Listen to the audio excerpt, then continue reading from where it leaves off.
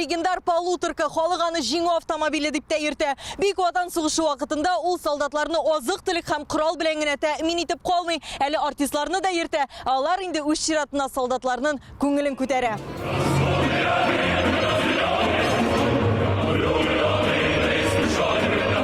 75 ел узса да җырлары дисеңме, полуторкаларымы бар да истә. Хәзер хәрби техниканы табу кыен, һәм менә ветераннарның ишек алларына барып концерт кую була торган эш.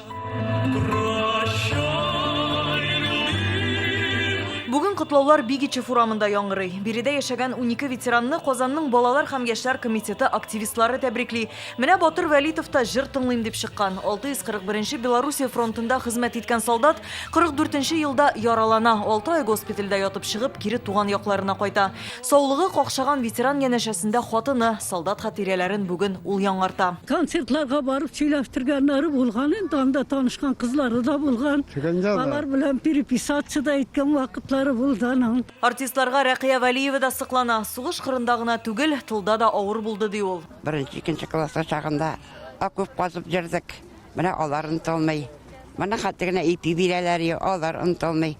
Бүген ветераннарга бүләк итеп кызыл кәнәферләр суза яшьләр. Һәрберсенең исемен дә яңгыраталар. Тирә-юнь белсен, күршедә генә җиңү яулаганнар яши. Ишетсеннәр, күрсеннәр һәм әлеге исән булган ветераннарга һәм ул сугышны афәтен күргән кешеләргә рәхмәтен белдереп баш иеп яшәсеннәр. Җырларын әле узак суза яшьләр. Кемдер аларны ишек алдына чыгып тыңлый, ә кемдер тәрәзәдән генә карарга көч таба. Җиңү бәйрәме җырдагыча шатлыклы да, бераз моңсу да шул.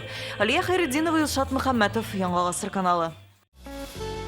Авыр һәм мөмкин кадәр илә булу соралган вакытта ТНВ телеканалы тамашачыларга яраткан фильмын кабат карау мөмкинлеген бирә. Хәзер "Синең күзләр" фильмы ТНВ.ру сайтында бар. Бу көннәрдә өйдә булыйк.